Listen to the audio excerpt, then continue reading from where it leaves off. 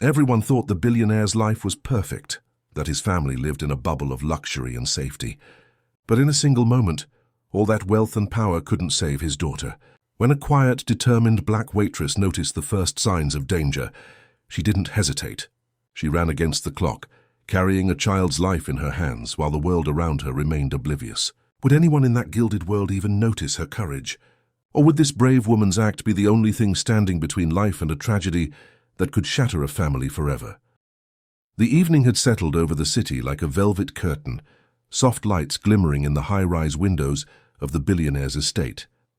Inside, the grand dining hall smelled faintly of roasted herbs and expensive perfumes, the kind that money could buy but comfort could not. The billionaire's daughter, a bright-eyed little girl named Amara, had been quietly playing with her toys near the marble staircase. Her laughter was light, innocent, a rare melody that filled the otherwise rigidly structured home.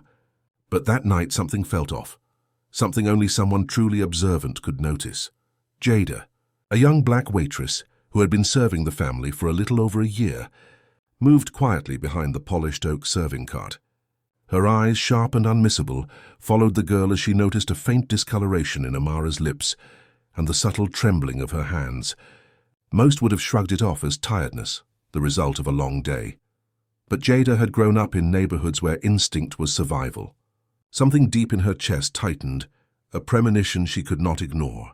She moved closer, bending down just enough to see the slight sheen of sweat on the girl's forehead.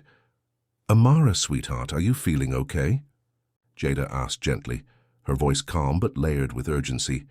The girl tried to smile, but it faltered immediately. Her tiny hands clutched at the nearest toy, gripping it like a lifeline. Jada's mind raced. Poison. The word came unbidden, almost violently, and she shook it off, hoping she was wrong. But the thought had planted a seed of alarm she could not ignore. She had to act fast. The household staff moved around with robotic precision, unaware of the danger. Luxury often bred inattentiveness. The nanny had her eyes fixed on the silver spoons, counting them meticulously, while the butler organized fine wines by vintage. No one was noticing the child's pallor, the subtle sheen of sweat that seemed almost unnatural. Jada's heart pounded. She had to do something before it was too late. Time felt like a predator stalking its prey, each tick of the ornate clock echoing the urgency that now gripped her. Jada scooped Amara into her arms, feeling the girl's frail weight, and bolted for the car. The roads were slick from a recent rain, neon reflections dancing in puddles as the city seemed to blur around them. Amara whimpered softly, her small body shivering with fear, and Jada murmured words of comfort, though her own throat was tight with panic. Every red light felt like an eternity, every second a chisel carving into the fragile life she was desperately trying to save. When they arrived at the emergency room, the fluorescent lights felt harsh, almost blinding after the soft glow of the mansion. Jada carried Amara inside, calling for help with a voice that left no room for hesitation. The nurses rushed to take the child from her arms, their eyes widening at the pallor and the rapid heartbeat. Jada followed, never letting go, recounting everything she had observed. Every symptom that had whispered the terrifying possibility: poison. As the doctors worked, Jada stepped back for a moment, her chest heaving, and watched. She had no wealth, no status, just the sharp instinct and courage that had been honed by life's harsh lessons. Would anyone in this world of luxury and privilege ever recognize her as a hero? Or would the story of Amara's life hanging by a thread be told without her name, a silent witness to bravery that the world ignored? The hospital was a whirlwind of motion, the antiseptic scent heavy in the air, as doctors and nurses scrambled to stabilize Amara. Machines beeped urgently, cords and tubes snaking across her small frame. Jada hovered near the bedside, her hands clenched, heart pounding, refusing to let herself look away for even a second. She had carried Amara through the city streets, dodging slick roads and impatient drivers, and now she felt the weight of responsibility pressing down on her. Every moment counted. The lead doctor, a stern yet empathetic woman named Dr. Keller, examined the little girl with rapid precision, her eyes narrowing as she noticed the unusual discoloration in Amara's skin and the subtle swelling of her hands and feet. "She was poisoned," the doctor said, the words dropping like a stone into the room. Jada's breath caught. Poisoned. She had feared this, but hearing it confirmed was almost unbearable. Her mind raced. Who would do this? How could anyone target a child, and why? The billionaire father, Marcus Langford, arrived in a blur of panic and disbelief, his tailored suit ill-suited for the chaos of the emergency room. He reached for his daughter, only to be stopped gently by Dr. Keller. "Sir, we need to act quickly. Any sudden movement could worsen her condition." Marcus's eyes, usually so confident, were wide with fear. His polished demeanor cracked, revealing the raw panic beneath. For the first time, money and power seemed powerless against a child's fragile life. Jada felt a strange surge of protectiveness. She had no claim to this child, no legal right, but the instinct to shield Amara consumed her entirely. She recounted the evening, the suspicious drink Amara had taken from her playroom, the subtle tremor she had noticed, the sweat, the pallor. Every detail mattered. The doctor listened intently, her fingers flying across charts and screens, connecting the dots that only someone with keen observation could have noticed. Meanwhile, Marcus paced, muttering under his breath, guilt and fear tangled together. He had been so focused on his business deals, his empire, that he had left his daughter vulnerable. How could the most important person in his life almost be lost because of his negligence? He looked at Jada, really looked, and for the first time he saw beyond the uniform, beyond the social hierarchy. He saw courage, selflessness, a human life put above status. Could he ever repay someone who risked everything for his child? Hours passed, each one stretching endlessly. Dr. Keller and her team worked tirelessly, flushing the poison from Amara's system, monitoring vitals, adjusting medications, and coordinating specialists.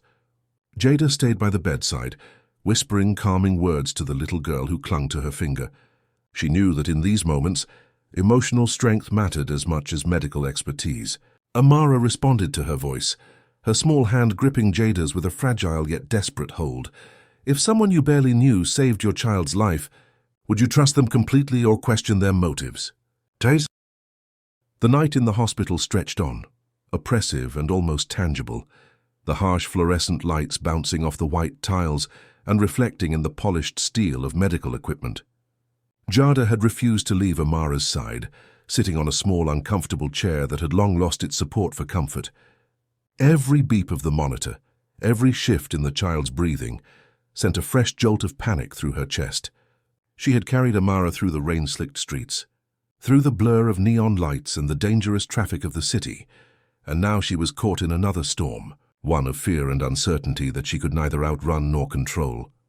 Amara's small body trembled slightly, her lips pale and quivering. Jada brushed a strand of damp hair from her forehead and whispered, "It's okay, baby girl. I'm here. You're going to be okay."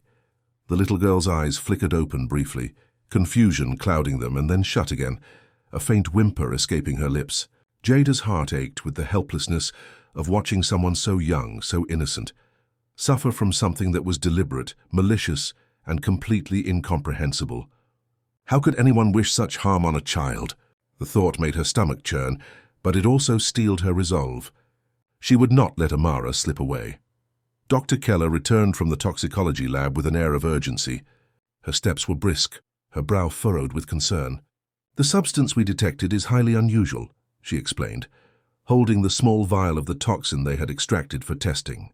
"It's fast-acting, but designed to mimic a natural illness at first, which is why it was nearly impossible to detect immediately. Whoever did this knew exactly what they were doing. It's precise, deliberate, and targeted." Jada's chest tightened. She had feared as much, but the confirmation was almost unbearable. Her mind raced.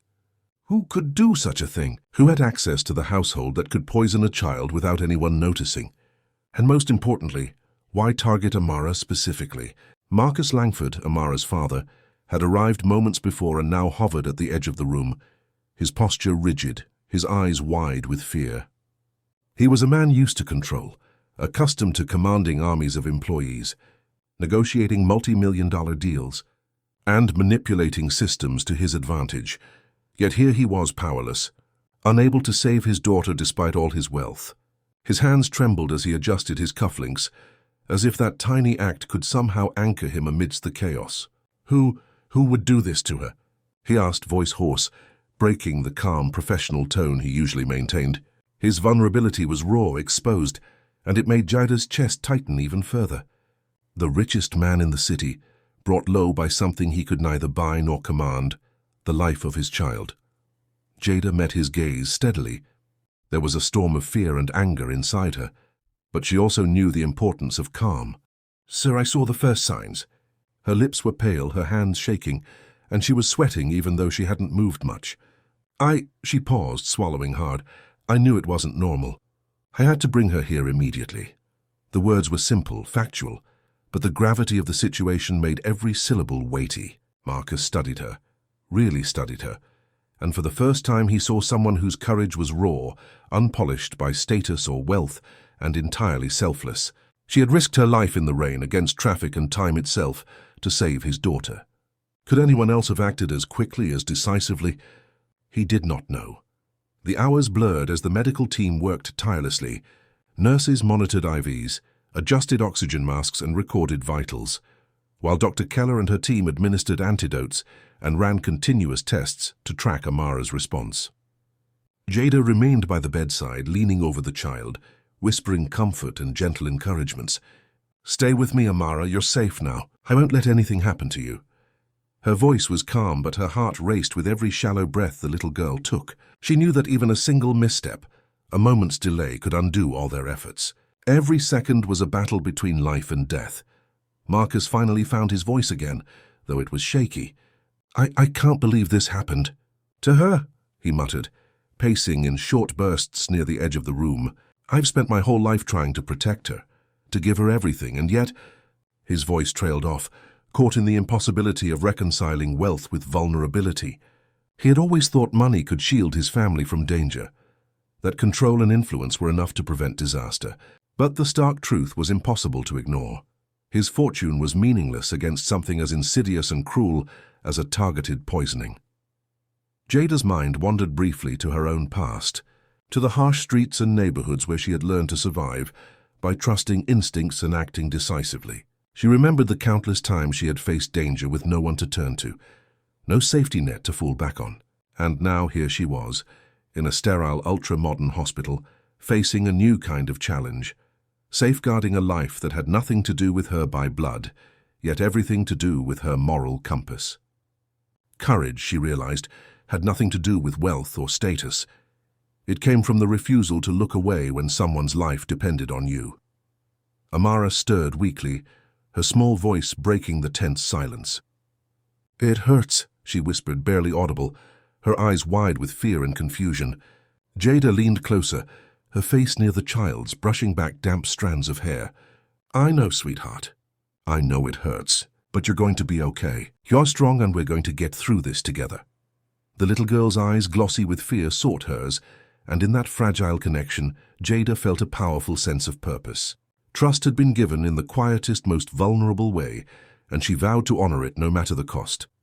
Dr. Keller returned with fresh news from the lab, her expression still grave. "The poison is aggressive, but she is responding to the treatment. If we continue with the current regimen, she should stabilize within the next several hours. However, we must remain vigilant. Any lapse could be fatal." Jada exhaled slowly, a tremor of relief coursing through her, but it was tempered by the knowledge that the danger was not gone. Someone had deliberately harmed Amara, and they could strike again if their intentions were not uncovered. Marcus approached Jada, a rare humility in his eyes. I don't know how to thank you." "You saved her life," he said, his voice husky. The power dynamics that had always defined their interactions were irrelevant now. It did not matter that she was a waitress and he was a billionaire. What mattered was courage, instinct, and action. She had risked herself for someone she barely knew, and that was worth more than any amount of money. Jada shook her head, her expression firm but calm. "I didn't do it for thanks, sir. I did it because I had to. She needed someone to act. And I couldn't stand by." Her words, simple and unadorned, resonated with the stark truth of heroism. Sometimes, the right thing had nothing to do with reward, recognition, or hierarchy. Sometimes it was about answering the call of conscience and humanity. The room grew quieter as Amara's breathing stabilized slightly, the rise and fall of her chest becoming more regular. Jada held her hand, refusing to let go, feeling the warmth of life returning in faint pulses. The hours of panic, the terror and adrenaline, slowly gave way to cautious hope. But the shadow of fear remained, a reminder that the world could be cruel and innocence was always vulnerable. The sun had long since vanished beyond the city skyline, leaving the hospital cloaked in an eerie quiet, punctuated only by the occasional murmur of nurses and the relentless beeping of monitors. Jada had not moved from her spot beside Amara's bed, though exhaustion gnawed at her every muscle. The little girl's breathing was stabilizing, but her body still trembled faintly, and Jada could not bring herself to leave even for a single moment. Every second away felt like a betrayal of the life she had fought so hard to protect. Her heart ached at the thought of what could have happened if she had hesitated even slightly. Dr. Keller returned again, her face pale and her expression grave. "We're seeing improvement, but it's still delicate.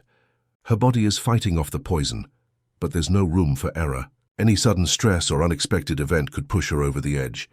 The words were clinical, yet beneath them lay the weight of unspoken fear. Jada nodded, understanding implicitly that the battle was far from over. This was not merely a fight against chemicals.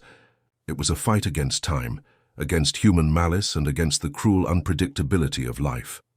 Marcus Langford remained near the doorway, pacing in small, uneven steps. He was normally a man of composure, the kind who commanded boardrooms and dictated the terms of multi-million-dollar deals without a flicker of hesitation. But here, in the sterile glow of the pediatric ICU, he was powerless. Money could not save his daughter. Influence could not shield her. And yet, he felt compelled to do something, anything, to assert control over a situation that had shattered his sense of security. His hands were clenched into fists at his sides, and for the first time in years, Marcus felt the paralyzing weight of helplessness. Jada watched him carefully, recognizing the mixture of fear and guilt that coursed through him. She had seen it before in other forms, in the desperate faces of people who had lost everything, in the haunted eyes of those who could not save someone they loved. She understood that power was meaningless without action. She also understood that courage often emerged in unlikely forms, in moments when ordinary people rose to extraordinary challenges. She was one such person, and in that hospital room she realized that courage could transcend status, wealth, and expectation. Dr. Keller pulled Jada aside, her voice lowered. "We've traced the toxin's origin to a rare substance, one that isn't available on the market. Whoever administered this knew exactly what they were doing. The precision and timing suggest intimate knowledge of the household, and perhaps personal motives." Jada's stomach turned. Personal motives. That meant someone close. Someone who had access to Amara's life, who could approach her without raising suspicion. The thought was terrifying. It could have been anyone, staff, acquaintances, even someone pretending to be harmless. The invisible threat hung over them like a dark cloud, heavy and suffocating. Meanwhile, Marcus returned to Amara's bedside, his eyes scanning her fragile form. "How could I have let this happen?" he whispered, more to himself than anyone else. "I've built an empire, I've controlled markets, negotiated deals worth millions, and yet, my own daughter—" His voice cracked, emotions spilling forth in a torrent of fear, guilt, and frustration. Jada felt a pang of sympathy. She had seen this before. The realization that money could not protect those we love, that power could not guarantee safety. Marcus's wealth had shielded him from many dangers, but here it was meaningless. The true protector was the one with courage, the one who acted when others hesitated. Amara stirred weakly, her small hand reaching toward Jada. "Don't leave me," she whispered, her voice trembling with fatigue and fear. Jada leaned closer, brushing damp strands of hair from the girl's forehead. "I'm right here, Amara. I'm not going anywhere. You're safe with me. I promise." The bond between them, fragile yet profound, had formed in the crucible of danger. Trust had been given, not because of obligation, but because of presence, courage, and unwavering attention to life itself. The night dragged on, each minute heavy with anticipation. Dr. Keller administered additional doses of the antidote and monitored the girl's vitals with precise care. "She's showing signs of recovery," the doctor said cautiously, her voice calm but tinged with relief. Jada exhaled slowly, though her body remained tense. Recovery was not yet guaranteed. The poison had been insidious, and the threat of relapse loomed like a shadow over the room. As the hours passed, Jada's mind raced. Who could have done this? Someone with access. Someone who knew the household's routines and vulnerabilities. Someone who had observed Amara, who had chosen this moment to strike. The thought of betrayal, so close and intimate, made her chest tighten. She realized that courage alone was not enough. They would need vigilance, investigation, and perhaps even cunning to prevent another attack. Marcus finally spoke again, his voice quieter now, reflective and vulnerable. I always thought I could control everything, protect everything, anticipate every danger. But I was wrong. I was blind. And my daughter. His words trailed off, thick with emotion. Jada recognized the weight of his realization.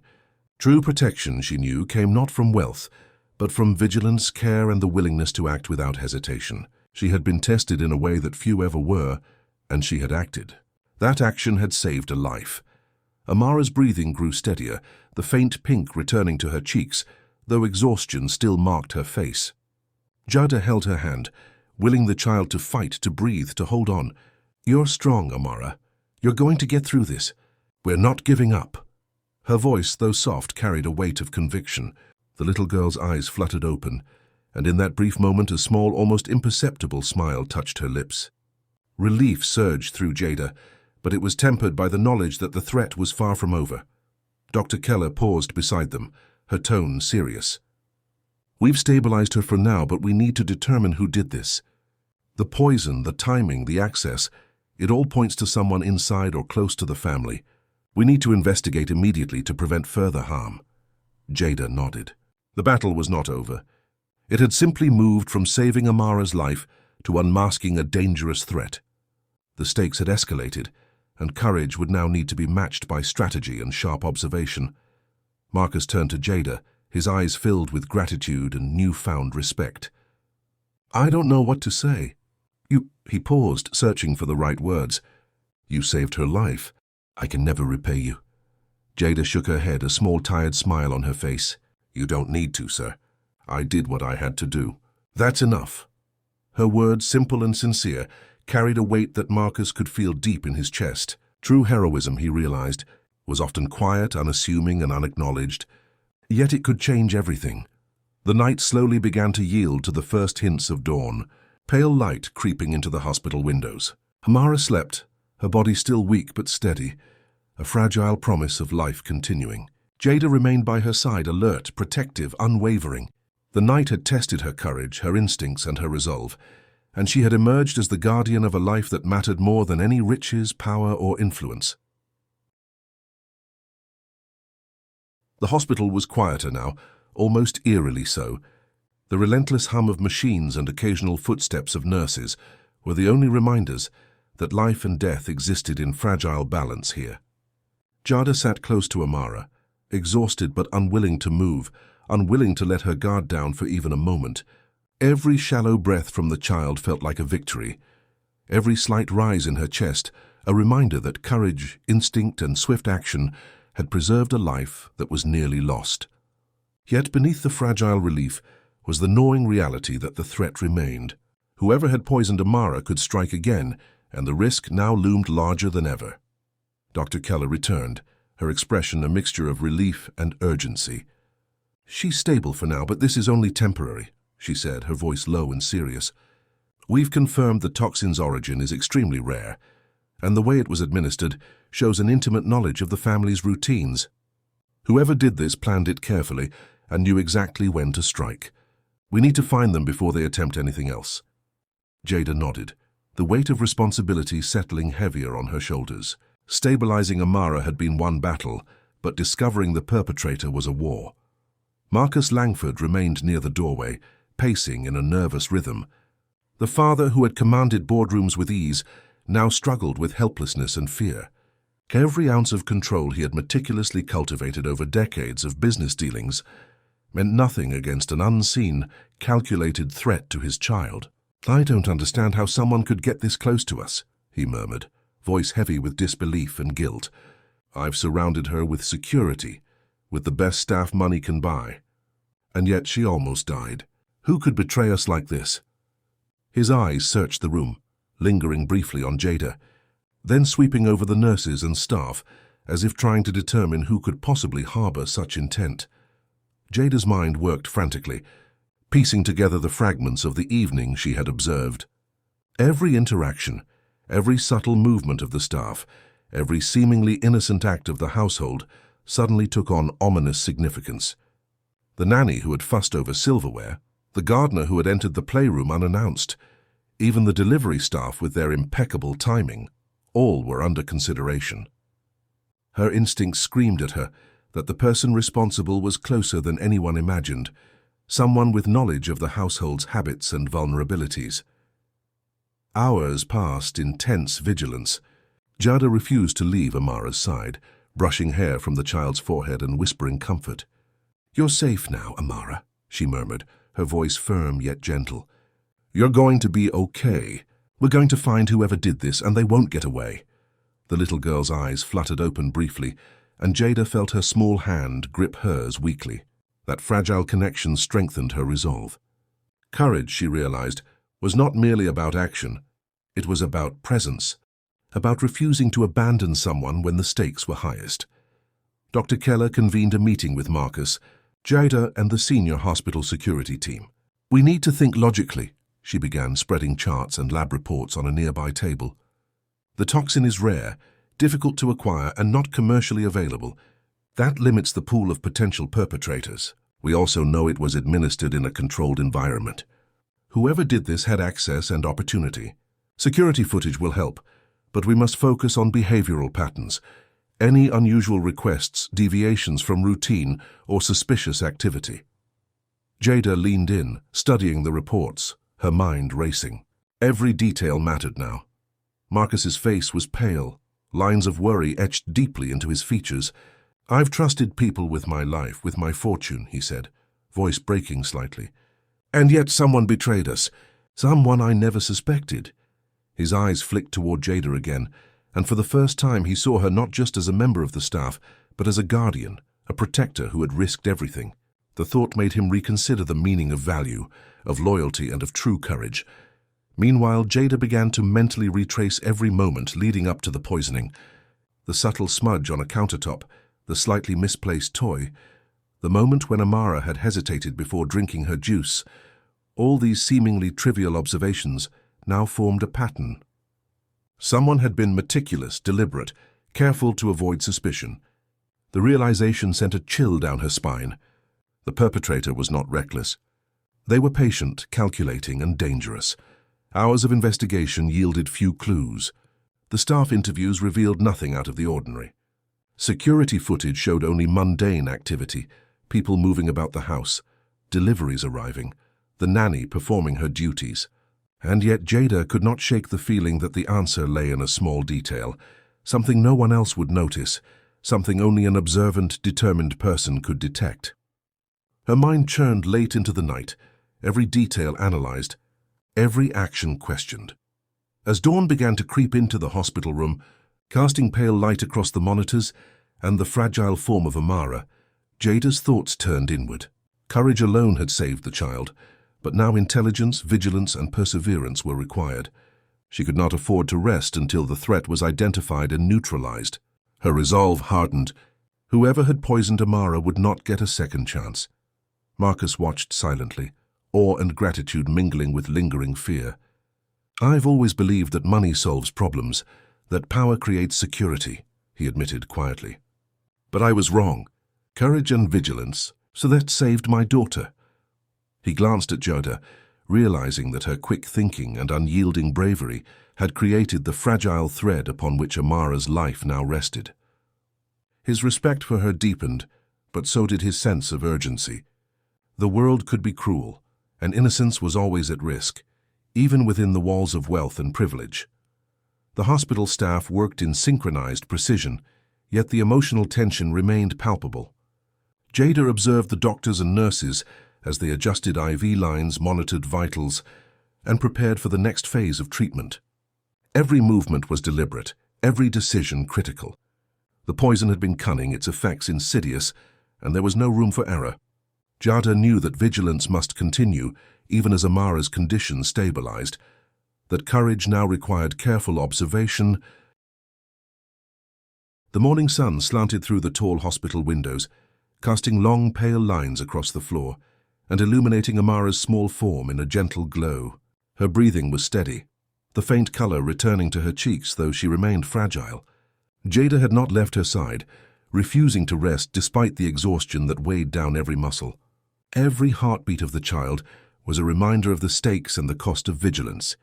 Amara had survived, yes, but the person who had almost stolen her life still lurked somewhere close, and that threat had to be confronted. Dr. Keller entered the room, her expression cautiously optimistic. "She's stable now and her vitals are improving. We can slowly reduce the interventions, but she still needs monitoring. The antidote worked, and her body is responding. It's incredible considering how aggressive the toxin was." Relief flooded Jada, a wave she had been suppressing for hours. She allowed herself a small breath, but her mind immediately returned to the bigger problem, the perpetrator who had deliberately endangered this child. Saving Amara was only part of the battle. Finding and stopping the poisoner was the next. Marcus Langford stood nearby, his gaze unwavering on his daughter. His usual confidence was tempered by the fear and helplessness he had experienced over the past night. "I need answers," he said quietly, voice thick with emotion. "I need to know who would do this and why." His usual decisiveness was now informed by humility, and he turned to Jada with genuine respect. "Your instincts saved her. I don't know how I can ever repay you." Jada shook her head, brushing a damp strand of hair from Amara's forehead. "No repayment is necessary, sir. Doing what needed to be done was enough." Her words were firm, steady, and carried the quiet strength that had sustained her through the night. The hospital investigation intensified. Security footage was examined frame by frame, deliveries and staff movements were cross-referenced, and every possible detail was scrutinized. Jada watched intently, her mind racing to connect patterns and detect anomalies. Finally, a detail emerged that seemed insignificant to everyone else, but immediately triggered Jada's instincts. A delivery had arrived the afternoon before, and although it had been recorded in the log as routine, the delivery slip had a minor inconsistency, a name that didn't match any of the authorized staff or vendors. Jada's pulse quickened. This small discrepancy, unnoticed by everyone else, could be the key to identifying the poisoner. She brought this observation to Dr. Keller and Marcus. "The delivery that came in yesterday, it doesn't match any authorized vendor. It seems minor, but I think it's linked to the poison." Dr. Keller's eyes narrowed as she reviewed the documentation. "That's interesting," she said. "It could very well be our lead." Marcus leaned in, a mixture of hope and anxiety in his expression. "Find them. Whoever did this, they won't escape." His words were quiet but deadly serious, carrying the weight of a father's determination and a man who had learned the limits of wealth in the face of true danger. Through meticulous tracking and coordination with hospital security and the police, the delivery person was traced to a seemingly innocuous courier company. Interviews and surveillance revealed that the person had unusual access to the Langford estate, had delivered items at odd times, and had been observed lingering near Amara's playroom without any legitimate reason. The profile matched the careful, deliberate behavior that had characterized the poisoning. It became clear that the attack had been planned by someone who had studied the household's routines and vulnerabilities for weeks, waiting for the perfect moment. Jada felt a surge of anger tempered by resolve. The person who had tried to harm this child had underestimated the courage and vigilance of those who truly cared. She had acted when others hesitated, and now her instincts would help unmask the villain. Marcus, usually calm and composed, now displayed a ferocity fueled by parental love and fear. Together, they coordinated with law enforcement to apprehend the suspect. Every movement, every interaction was executed with careful precision, ensuring that no further harm could come to Amara. Finally, the suspect was confronted. The courier, a young man who had cultivated the appearance of innocence, broke under questioning. The motives were revealed, a mixture of jealousy, revenge, and a desire for chaos, but none of it could justify the act. Jada watched silently as justice began to take shape, knowing that her vigilance and courage had prevented a tragedy from unfolding. Marcus's gratitude was palpable, his eyes reflecting a depth of emotion he rarely allowed himself to express. "You saved her life," he said, voice breaking. "I can never repay you, but I will never forget this." Jada simply nodded, her focus remaining on Amara, whose fragile hand now rested in hers. As the day progressed, Amara slowly regained strength. She was weak, of course, and every step was careful and measured, but the color returned to her cheeks and her small eyes sparkled with the tentative confidence of survival. Jada remained by her side, whispering encouragement, brushing hair from her face and holding her hand whenever fear threatened to take hold. The bond between them, forged in the crucible of near death, had grown stronger than either could have anticipated. Amara had learned that bravery could come in the most unexpected forms, and Jada had discovered the profound impact one person's courage could have on another life. Marcus observed them, a complex mixture of relief, admiration, and humility washing over him. He had witnessed firsthand that wealth, power, and status could not protect the ones he loved. Only courage, vigilance, and the willingness to act when necessary could preserve life. Jada's heroism had reminded him of this in the most visceral and undeniable way. He approached her, hand extended, eyes sincere. "You have my deepest respect and gratitude. You didn't just act, you saved a life. You are a hero in every sense of the word." Jada's eyes met his, calm yet steady. "I only did what needed to be done," she said softly. "Sometimes courage is all it takes to make the difference." The investigation concluded, the suspect in custody, and Amara's life no longer in immediate danger, but the emotional scars remained. Jada and Marcus knew that the events of the past night would linger, lessons about vigilance, about courage, and about the fragility of life in the face of human malice. They had seen firsthand that even in a world of wealth and privilege, innocence was vulnerable, and protection could come from unexpected places. Amara, now awake and alert, reached out her small hand to Jada. "Thank you," she whispered, voice soft but earnest. Jada squeezed her hand gently. "You're welcome, sweetheart. You're safe now and you're going to be okay." The smile that spread across Amara's face was fragile but real, a small triumph over the darkness that had threatened to consume her.